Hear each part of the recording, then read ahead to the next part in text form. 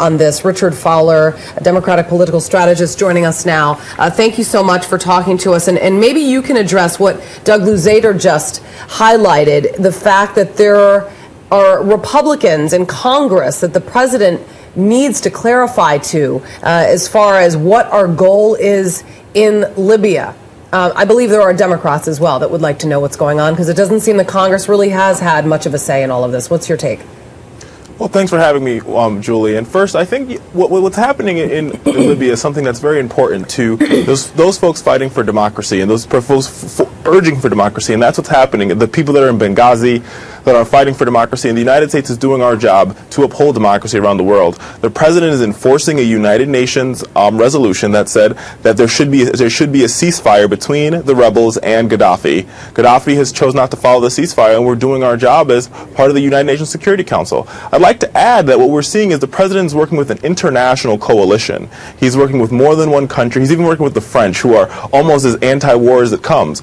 Whether or not I think Congress needs to be consented, I think they do need to be consented if this escalates to a full war, which I don't think it will. And as commander-in-chief, the president has the ability to do this. What do you make of the fact that, you know, Defense Secretary Robert Gates is going to be handing over the responsibilities? It was a U.S.-led coalition, but it will soon be in the hands of either the French or the British. What does that say about our involvement in Libya? Do we back down? Is that something that the president wants to be seen, I guess, throughout this country, that we're not going to be, you know, leading another war, if you will? Not at all. I think what the president is showing is he's showing true international leadership. Sometimes being a leader means you have to let other voices in the choir speak out. And that's exactly what's happening here. The president is saying that we will begin because we have the best capabilities and we have the most ships in the region. We have 11 military ships in the region currently. So we will begin the process. But by the next couple of days, the French will have brought the Charles de Gaulle, their only air carrier, into the Mediterranean Sea, as well as the Germans, as well as Qatar and the United Arab Emirates. And we are going to say that we are going to be part of that coalition, but we're not going to lead that coalition. And it shows the president's willingness to work in a group to achieve a goal. And the goal is to enforce democracy in Libya. The U.S.-led mission had support from British and French fighters, and I think when we all heard, first of all, that the French were sort of the leaders in all of this and taking action, one has to wonder, as an American, I was concerned. I was also surprised, actually, that the French took liberty to begin what was military action that the United States had even said that they did not want to resort to, that they did want to try to resolve this peacefully. And unfortunately, dealing with Gaddafi, there is no such thing. But how do you think Congress responded upon hearing the news? And how in tune do you believe President Obama was with, number one, the French, and number two, Congress in going into this? Well, I think the president did exactly what he needed to do. I think he made his point very clear to the American people from the beginning. We need to uphold democracy in countries and for people that are fighting for democracy against dictatorships, and he did just that. He said there was no option left off the table. At the time, many folks on the right were saying that we need to enforce and we need to uphold the no-fly zone, and the president said, I want to get all the information first. I want the United Nations to release a resolution. I want all of our allies to be on board with us, to the point where even the Arab League is on board with us in fighting against Gaddafi and the evil that the havoc that he's having on his people. And because the French is involved, shows even more reason this is a cooperation. The French rarely ever get involved in war, but even they believe that there has to be we have to uphold democracy. This guy, Gaddafi, is killing his people, which shows that this guy is not only insane, but this guy should not be a leader in this free world. David, do you believe that the president showed international leadership?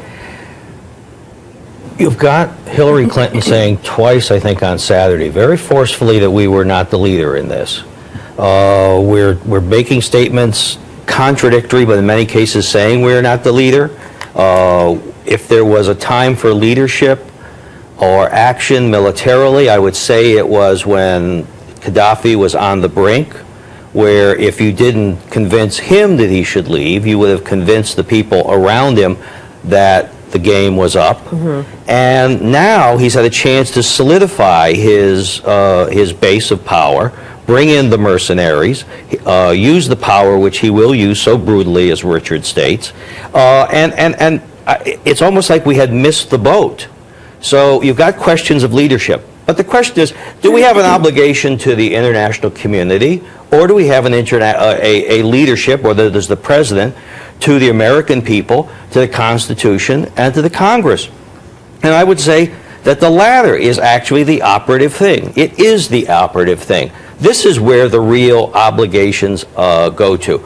And again, if you go into Libya to save people from their dictatorships, what's the next country? Is Syria next? We haven't seen any great interest in providing democracy or supporting pro-democratic forces in Iran. We're seeing a military incursion from Saudi Arabia into Bahrain. Right. What happens next? You know, it's interesting you mentioned Iran, because when the president was running for office, he had talked about the fact that he wanted to sit down with Mahmoud Ahmadinejad, and this was a dictator that this country doesn't want to sit down and talk with. President Bush refused to sit down and talk with him, and that notion of being able to sit down with these rulers, these dictators, I mean, what does that say to our president, and what does that say to our country when we have a president that is willing to sit down and want to talk with these people who cannot be negotiated with? Clearly, I mean, Gaddafi is not someone.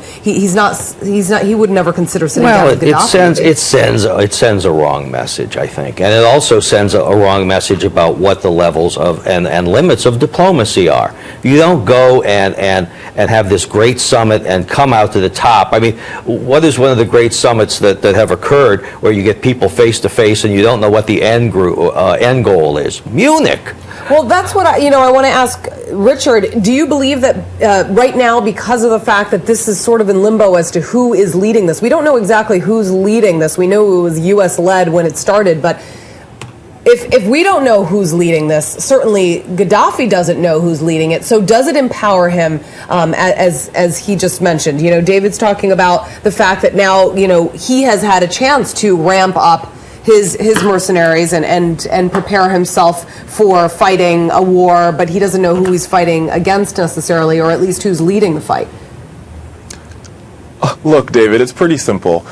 President Obama is no different. What President Obama is no different than what FDR did in World War II. He reached out and he talked to Stalin. Winston Churchill talked to Hitler. We have to communicate with our enemies so we can have a clear line of delineation on what is right and what is wrong. And the president is being very forceful in his actions against Libya because Gaddafi, like I said earlier, is killing his people. And that is what we have to look at. We have to look at how do we help these people from being killed from their leader. And that's exactly what the president's doing. We're enforcing a United Nations resolution that urged a ceasefire that was not followed. I think the president is showing clear leadership here that this is not a United States issue. This is a world issue, and that's exactly why you're seeing parts of the world and countries in the world cry out and say, Gaddafi, this must stop. And that is what's happening. Whether or not, I think Gaddafi knows he's at war with the free world. He's at war with Arabic nations. He's at war with Europe. He's at war with his main trading partners. This shows him that we are not going to stand for the assassination and the annihilation of your people. And it also shows him that he must step down, or we will destroy his military. The president is not leading this coalition based on the testimony of his own staff, his own aides. He's not leading the Congress. He's not leading the American people. Richard, I have to completely disagree with those statements. Richard, I'm going to let you respond. You have under a minute left on your satellite window, so I'm going to let you get the final word in here. Well, look, David, I think you're completely incorrect here. The president's showing leadership by working with other nations and building an international team of countries that are willing to uphold democracy in the world, and that is what we need in America, and that's what we need in this world. We need democracy and we need freedom. These people are fighting for it, they deserve it, and the president, and as well as his allies, are doing the same. They're upholding democracy. All right, thank you very, very much. I appreciate you coming on. Richard Fowler, we appreciate you coming on from Washington. Thank you very much. Thanks for having me. By the way, check out our poll on FoxNews.com. Who should lead the enforcement of Libya's no-fly zone?